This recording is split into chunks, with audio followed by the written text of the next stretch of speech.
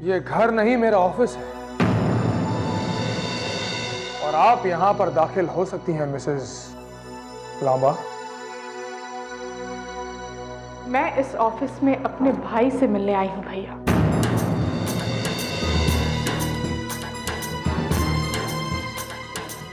बहन का भेष धरकर आई एम श्योर कि तुम मुझसे अपने ससुराल के लिए कुछ रहम या रियायत मांगने आई हो। तुम्हारे यहां आने का मुद्दा लांबा फैमिली होगा। भैया, कुछ मेरे संस्कारों और कुछ इस जिंदगी ने मुझे ये सिखाया है कि एक औरत के जज्बात को बेरंग पानी की तरह होना चाहिए, ताकि जिस रिश्ते में खुले उसी रंग के हो जाए। वरना एक औरत के लिए इतने सारे रिश्तों को निभा पाना बड़ा मुश्किल हो जाएगा। अच्छा, तो आज तुम्हें यहाँ कौन सा रिश्ता लिख रहा है? मेरा और कारकी भाभी का रिश्ता।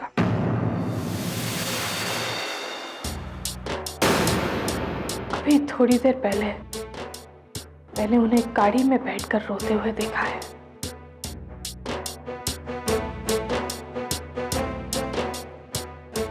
भैया, मैंने भाभी की आंखों में उस रंग के आंसू देखे हैं जो सिर्फ एक पति दे सकता है। मिसेस लांबा, मैं आपसे वादा करता हूं कि मैं अपने घर का ख्याल रखूंगा और सलाह दूंगा कि तुम अपने ससुराल पर ध्यान दो, क्योंकि वो ढहने वाला है।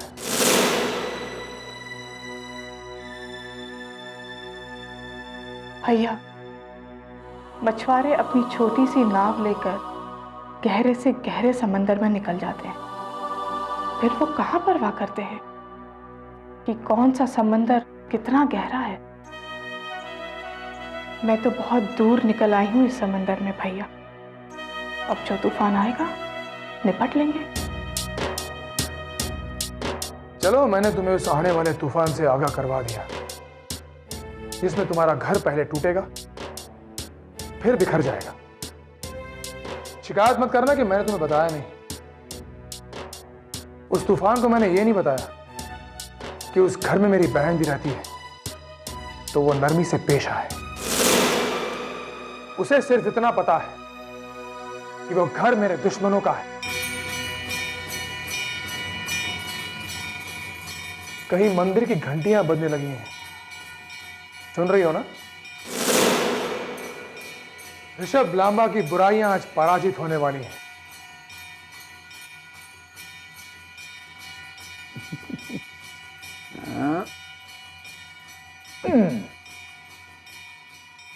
वाह, क्या जलवे हैं आपके। सुन रहे हैं? आपके प्रेसिडेंट बनने पर ऊपर वाला इतना खुश है कि आपको घंटों की सलामी दे रहा है। टन टन टन। बस इतनी कृपा करना प्रभु कि सचमुच के प्रभु मत बन जाना। इंसानियत को आपकी काफी जरूरत है।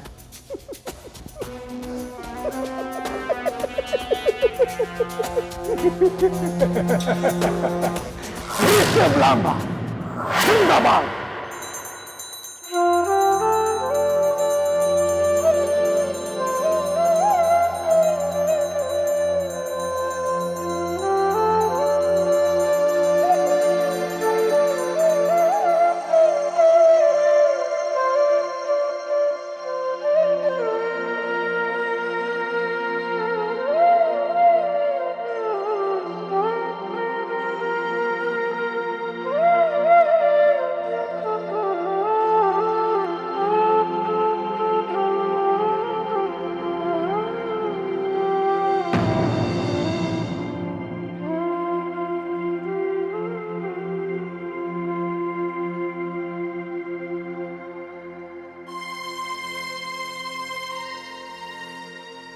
भाभी, आखिर हुआ क्या है?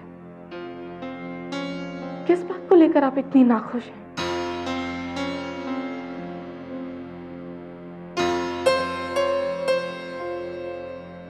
कुछ नहीं हुआ।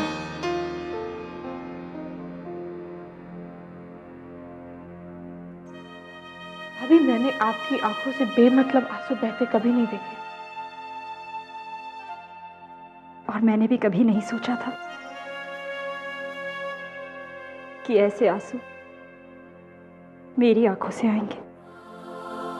मेरे पति की जिंदगी में मुझसे ज्यादा कोई और औरत अहम हो गई है।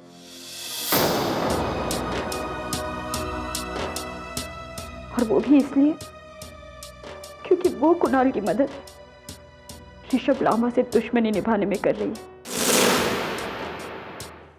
ऋषभ लांबा की सारी बातें वो कुणाल को बताती है। नहीं भाभी, नहीं, भैया ऐसा। प्रियंका, इस दुश्मनी की वजह से तुम्हारे भैया कहाँ रहे, और अब ऐसा लगता है इसी दुश्मनी की वजह से मेरे पति भी मेरे पति नहीं रहे। प्लीज भाभी, प्लीज ऐसा मत कहिए आप। मैं अपनी भाभी को भी जानती हूँ, मैं भैया को भी। यकीन कीजिए भाभी, आप दोनों के बीच कुछ नहीं आ सकता। मैं कहाँ अपनी बातें लेकर बैठ गई। तुम बताओ, तुम्हारे ससुर जी अब कैसे हैं? ये तो वहां सब ठीक ही लग रहा है भाभी, लेकिन किसी अपने का कहना है कि बहुत जल्द मेरे ससुराल पर आफत आने वाली है। तो बस मन उसी में थोड़ा घबराया हुआ है।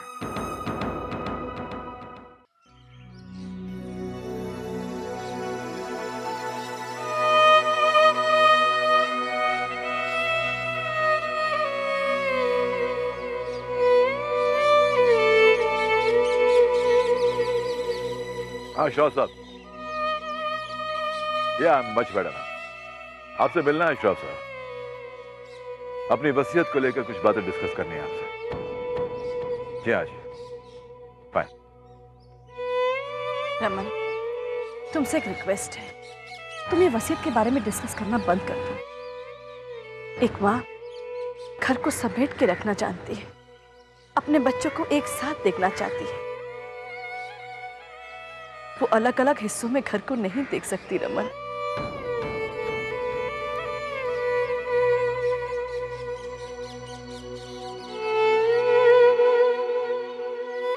माँ को एक ही घर दिखता है, एक ही विरासत दिखती है।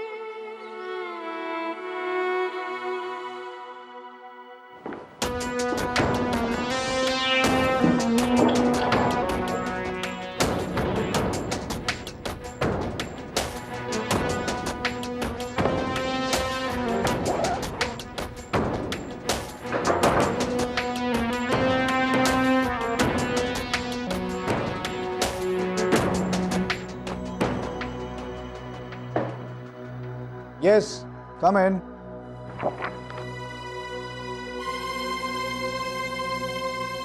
प्रेसिडेंट सर, आपको आज के न्यूज़पेपर्स दिखाने थे।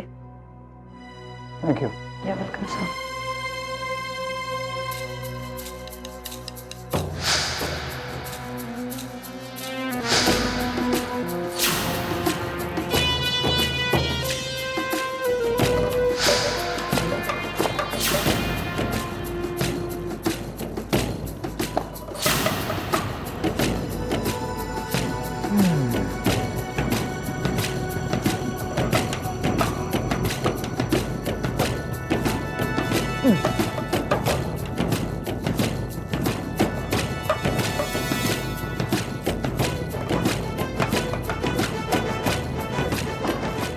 वाल्लाह, कितना खूबसूरत आदमी। अगर मुझे ये नहीं पता होता कि ये मैं हूं तो मुझे तो जलन होने लगी। लीजिए, आपके दर्शनाभिलाषी आ गए। कम इन। सही। मॉर्निंग भैया। तुम्हारे भैया इस कंपनी से इस्तीफा दे चुके हैं अनुज, और जिनसे आप मुखातिब हैं, वेल, वो president of the Lamba group of industries हैं। ये तस्वीर कैसी लगी तुम्हें? वेरी नाइस, अच्छी। भैया, इंसान की तस्वीर तो कोई भी आम कैमरा खींच सकता है, लेकिन सही इंसान वो होता है जिसके कर्म बोले। आपकी प्रेसिडेंटशिप के अंदर लांबा ग्रुप ऑफ इंडस्ट्रीज जितनी ज्यादा तरक्की करेगी, आपकी ये तस्वीर मुझे उतनी ही ज्यादा अच्छी लगी। कहने का मतलब ये है कि ये तस्वीर तुम्हें बहुत जल्द अच्छी लगने वाली। लांबा ग्रुप ऑफ इंडस्ट्रीज को तरक्की का जायका अब हमारी प्रेसिडेंटशिप में आएगी। ऑफ कोर्स, इसी इरादे, इसी मकसद के साथ मैंने और मेरी टीम ने एक नई प्रोजेक्ट रिपोर्ट तैयार की। या हैव अ लुक।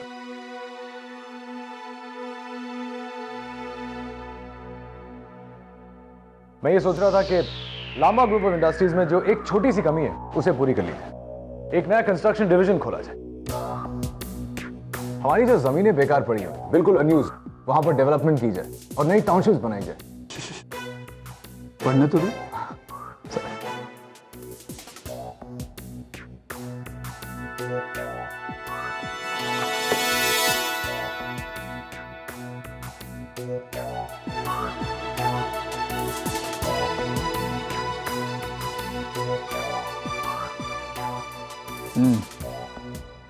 तो आप सबको लगता है कि ये प्रॉफिट मेकिंग इन्वेस्टमेंट है? ऑफ कोर्स, 350 करोड़ का इन्वेस्टमेंट जिसके रिटर्न्स 3 साल में वापस आए, और वो भी तब जब लोग हमारे प्रोजेक्ट में इंटरेस्ट लेंगे, जिसकी कोई गारंटी नहीं।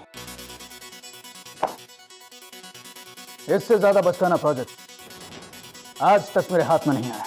भैया, अपने भैया से बात करनी है तो बाकी सबको बाहर भेजो।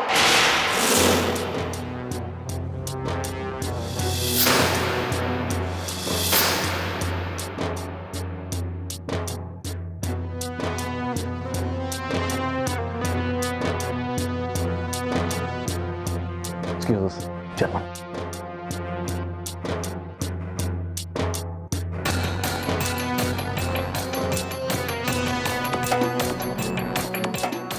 इस प्रोजेक्ट पर तो बाद में बात होगी भैया, लेकिन उससे पहले बात होगी आपकी इस घटिया बर्ताव की।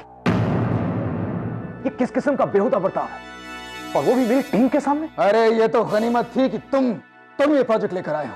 अगर तुम्हारी जगह कोई और प्रोजेक्ट लेकर आया होता तब तुम मेरा बर्ताव देखते। नाकाबिल और नौसखियों की जमात मैंने ऑफिस में इकट्ठी की हुई है क्या? मुझसे ज्यादा बेहुदा तो तुम्हारा ये प्रोजेक्ट है। भैया, अपनी भाषा सुधारिए। आपके पास फिलहाल चॉइस यही है कि आप इस कमरे के बाहर जाएं बरखुरदार। इस ऑफिस का मजहब बदल चुका है। अब जो बात होगी इसी भाषा में होगी। नया प्रेसिडेंट, नई भाषा।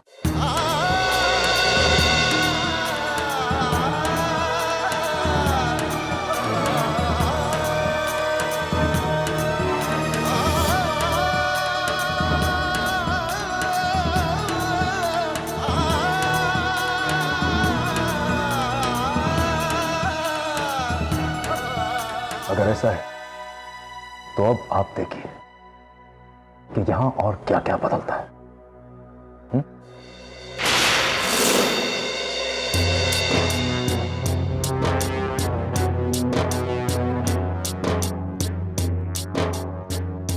छोटा है, छोटी छोटी बातों पर हड़बड़ा जाता है। सीख जाएगा, हमारे राज में जीना सीख जाएगा।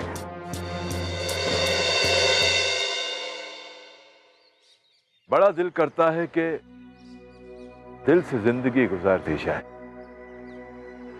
पर दिल के बस में नहीं होता जिंदगी से निपट पाना। वो तो सीने में विराजमान अपने ही धुन में रहता है, एक मासूम बच्चे की तरह। उसकी मासूमियत को जिंदगी की हकीकत के बारे में कुछ पता नहीं होता। जैसे हकीकत में जो ऋषभ है और मेरे दिल में बसे ऋषभ है, बहुत फर्क है मेरा। रमन, ये क्या जिंदगी है, ये कैसी है चाहत, ये क्या दुश्मनी है, ये कैसी अदावत, ना दिल है ना मोहब्बत। कितना टाइम ले रहा है तू? ना शराफत, न दिल है ना मोहब्बत, ना हकीकत ना शराफत। मिस्टर रमन, अपनी चाल चलिए। अरे मैं कब से चाल चल के बैठा हुआ। कमबख्त कैसा दुश्मन है तू मेरा। तुझे देखकर मेरा चेहरा खिल जाता है। जनाब, मैं यहाँ आपका चेहरा खिलाने नहीं आया हूँ, मैं तो अपनी गरज से आया हूँ। जानते हैं मेरे डॉक्टर ने क्या कहा है? उसने कहा है कि अपनी आंखों की चमक और रोशनी बनाए रखने के लिए मैं हफ्ते 10 दिन में एक बार मिस्टर रमन लामा से मिल लिया करूं। मुझे भी यही सलाह दिया उसने। चल चल चल। रमन, कैलाश, मैं भी आती हूँ।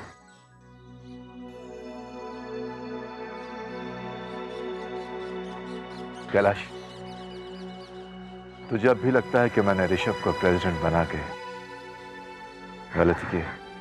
ऋषभ को तूने क्या बना दिया है ये तू जाने।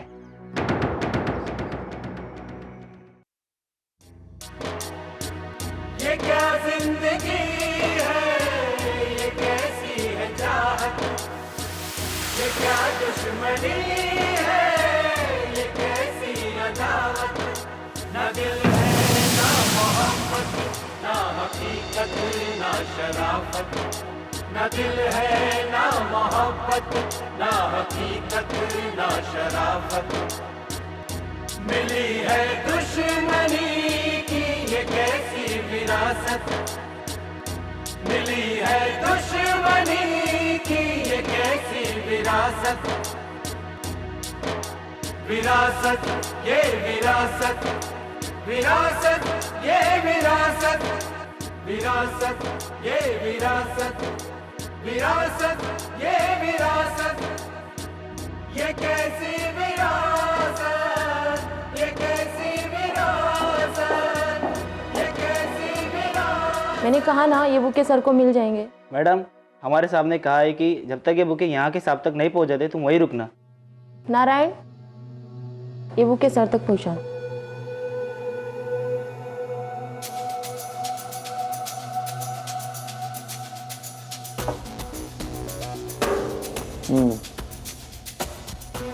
किसने भेजा? पता नहीं sir. Sir, bouquet Rishabh Lamba के हाथ में है। लोग अपना नाम लिखने से शर्माते क्यों हैं? ऐसे करो, इसे वहां कोने में रखो।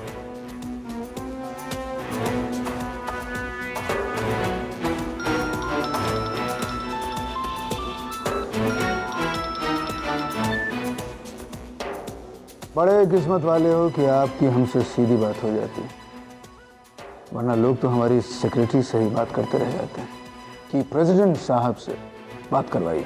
आवाज यहां तक आ रही थी तो तुम अपने ढोल खुद बजा रहे थे, तो सोचा तुम्हें भी फूल भेज ही दूं जो तुम्हें अभी मिले हैं।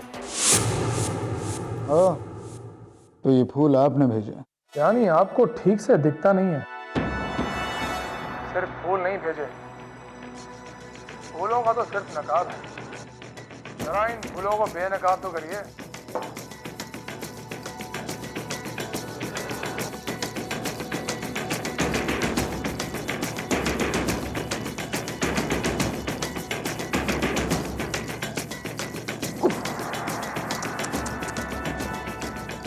चलिए, आपको भी तो समझ में आया कि कांटे चुभते हैं तो कैसे चुभते हैं। आपके कांटे तो सिर्फ चुभते हैं खरबंदा साहब, हमारे कांटे कील की तरह वजूद में गड़ते हैं। अब हम यही बैठकर सोच रहे थे कि आखिर आपका करना क्या है। ये ऊपर वाले की सरदर्दी है कि हमारा क्या करना है। आप ये सोचिए हमसे आप अपने आप को कैसे बचाएंगे। तुम बीते हुए कल की जबान बोल रहे हो कुणाल। कल ये कंपनी टाइट की थी और आज ये कंपनी मेरी हो गई। तो अब लांबा ग्रुप ऑफ इंडस्ट्रीज नए मजहब, नई पॉलिसीज और नए उसूल पर चलेगा। तो तय अब ये करना है कि या तो हम दोस्ती कर लें कुणाल खरबंदा, या अपनी दुश्मनी को थोड़ा और बदचलन कर लें। दोनों ही सूरतों में बात मिलकर की जाए और हमारे रिश्ते को नई सूरत दी जाए। बहुत जल्द मैं आपसे मिलने आ रहा हूं प्रेसिडेंट साहब।